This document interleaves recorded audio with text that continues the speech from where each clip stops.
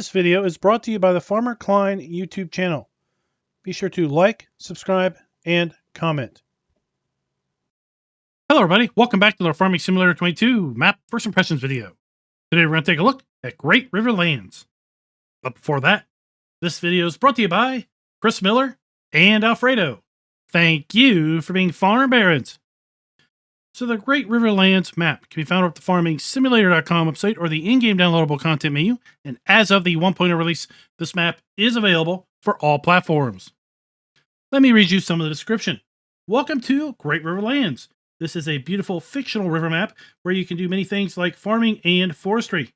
This map includes 16 sell points, including production chains, about 40 fields for all sort of farming, a couple of forest areas for those into forestry, and custom forestry trees by PixelFarms and Oscar 8599.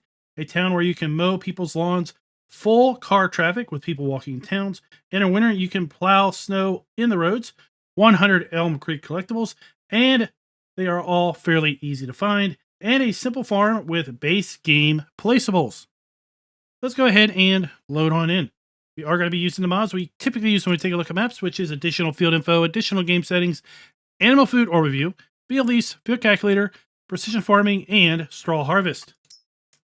Now, we'll tell you that if you load this map up in farm manager mode or start from scratch, you'll find that the starting farm is built out exactly how you're going to see it here in new farmer mode. In addition, you do start out with all of your starting machinery.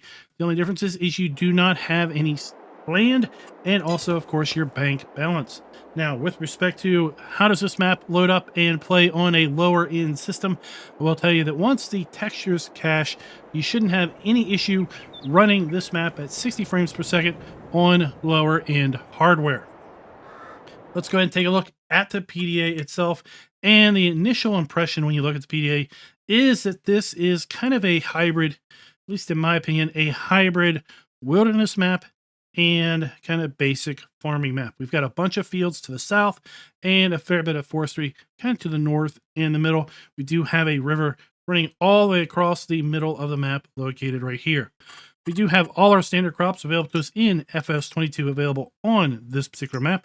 And if we take a look at our lands area, we'll see we start up by owning farmland ID 1, which is where the main starting farm is located. And in fact, this is the only farm on the map, unless, of course, you go ahead and build out your own farm at one of these other open land areas. In addition to that, we do have a biogas plant located down here just south of farmland ID 31. You will basically own this land after you purchase the BGA. Let's go ahead and take a look at our farmland lease screen. This is going to show us all of the viable farmlands, how large those farmlands are, if those farmlands include any field or fields, what is included, then lastly, how much is that farmland going to cost us. We're then going to be able to cross-reference these farmlands with specific fields here with our field calculator screen, and this is going to show us the specific sizes of each particular field. As you see, we have fields that range from less than 1 hectare all the way over 4 hectares in size. I believe the largest field may be field 46 at 7.85 hectares. If we take a look at our crop counter, we do have the standard FS22 crop counter available on this map. And if we take a look down through our prices screen, you will see that we do indeed have the ability to sell all of our base game crops that are once again available to us in FS22. It is to our eggs, wool, and milk, and our silage, hay, straw, and grass. As we continue down through all of the base game production items, we once again do indeed have the ability to sell all of the base game production items that are again available to us here in FS22. We do not have the ability of buying bulk lime, but we do have a stone crusher pre-placed on the map. In fact, we have 2 places where we can still sell stones if we do have stones enabled. Now, with respect to the platinum expansion, the premium expansion, and the farm production pack, we do have the ability to sell all of those productions and crops. For example, all of our washed potatoes, sugar beet, carrots, beetroot, and parsnips are going to be able to be sold at the train sell point, which is what Deer Lands is. We have the train storage bay, which is going to accept all of the platinum expansion production items. And then as far as our premium expansion production items and crops, those are going to be available at various sell points as well. Taking a look down at our vehicle overview, we do start out with a very modest list of starting machinery here on this map. And as I've already mentioned, this starting machinery is going to be available across all game modes. We start out with 30 chickens, specifically 28 chickens and 2 roosters at the main starting farm. We do have contracts available on the unowned fields. We do not own any production chains at the start, and we do have those 100 Elm Creek collectibles. Let's go ahead and take a look at our starting fleet. We start out with the Zetor Forterra, HSX 140 small tractor. We've got the John Deere 6250R and the 7810 medium tractors, and the John Deere 8RT 410 large tractor. We've got the John Deere T560 harvester that is paired up to 625X grain header. We have our 1986 pickup truck, as well as the Rudolph TDK 301 RA trailer. We have the Lemken Karat 12500 KUA cultivator, the Pottinger TerraSim C6F seeder. We have the F240 front mower, as well as the Boss Alpine 251 forage wagon. And we have the Nardi N40BX header trailer for our grain header. With respect to mods and DLCs, this map does not include any custom vehicles or implements. I'm going to quickly just tab over to our starting farm location, which again is going to be over here to the west of the map. And we have a small field 45, which is our starting field located here. As you can see, we have our John Deere harvester already set up, ready to start harvesting that wheat field. We have our chicken coop, standard base game chicken coop. So we have our food trough, chicken delivery point, and our eggs. Do have a small windmill here to do a little bit of money generation, our power washer, and 3 easy sheds for all of our starting machinery and any additional machinery. We have a standard base game silo with our dump and fill points. And then we have our farmhouse, which is going to be the standard base game trailer. Now, with respect to, can the farm be customizable?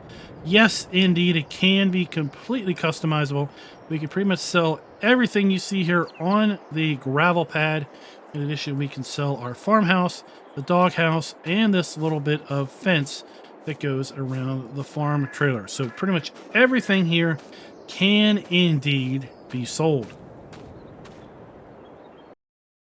But you'd think, after all of these videos, after precision farming has been released, I would be able to work this in without keeping on forgetting it. But at any rate, let's go ahead and take a look at our precision farming soil map. This map is making use of the generic soil map. So let's go ahead and see how that generic soil map is being applied to these fields. So you can see the starting field, field 45, is 100% silty clay. Fields to the north of the river are going to be mostly silty clay and loam with a little bit of sandy loam mixed in. Fields south of the river, you're going to have more of your traditional soil types with loamy sand, sandy loam, loam, and silty clay all intermixed across the various fields. Let's get a little bit of altitude and take kind of a look around the map. From this perspective, you can kind of see maybe why I was thinking that this map is kind of a hybrid of a wilderness map and then a standard farming map, because we do have fairly big areas where we have lightly spread trees and some shrubbery, but then predominant just kind of grass area. We've got a couple patches of forestry trees, and we've got a wide array of kind of what I would call the non-forestry trees. Those would be the trees that are not easily harvested with a traditional tree harvester. We make our way kind of north of the starting farm. There are 2 productions just to the north. We have our cereal mill and our oil mill. In fact, there are 7 different productions on this map. We have the bakery, a carpentry, a cereal mill, a dairy, oil mill, the spinnery, and the biogas plant. So here in town, we have our carpentry and our spinnery. See, down Main Street, we also have the dairy, and continuing down Main Street, we also have our bakery. Continuing out of town, to the left, we have our vehicle shop. Our vehicle shop has our dealer and our maintenance trigger. that is going to be located right here. So we have our workshop trigger, or our dealer trigger, located here. This is where we're going to be able to buy, sell, trade, and repaint items. And then we have our dealer over at the other building. Now, while we are going to forego the drive around in this video, I do want to go ahead and just lease this up, just so we'll see where vehicles will spawn at. Oh, that is interesting. I have spawned in the dealer. Let's try this one more time and see what happens. So let's stand here at the dealer and let's get something, just anything.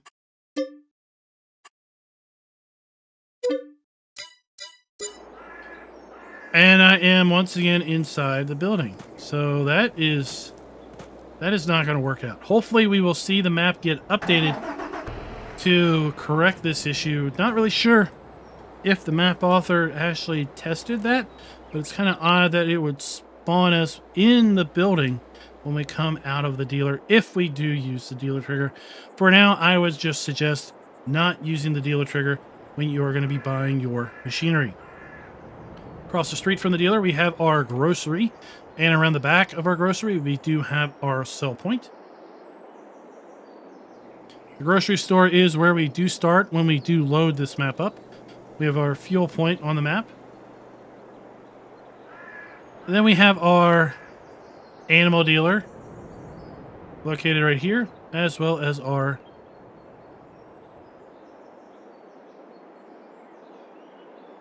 bale sell point.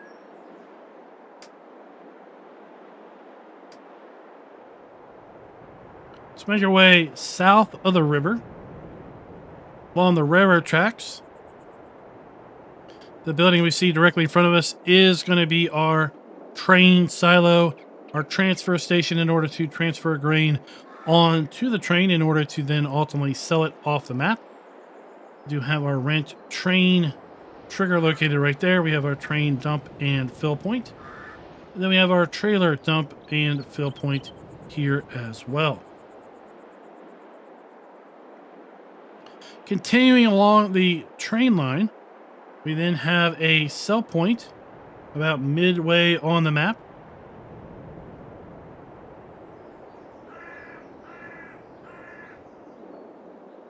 That is going to be located right here.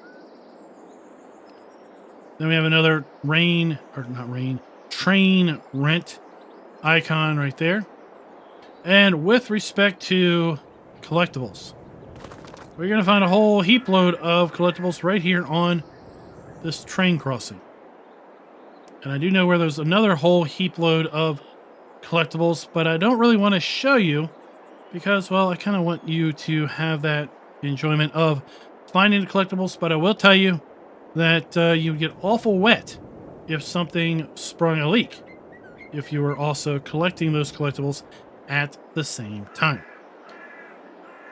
Over here, as you can see from the logs, we have a biomass heating plant sell point. This is going to accept logs and wood chips. Across the street from that, we do have a grain sell point here at this silo complex.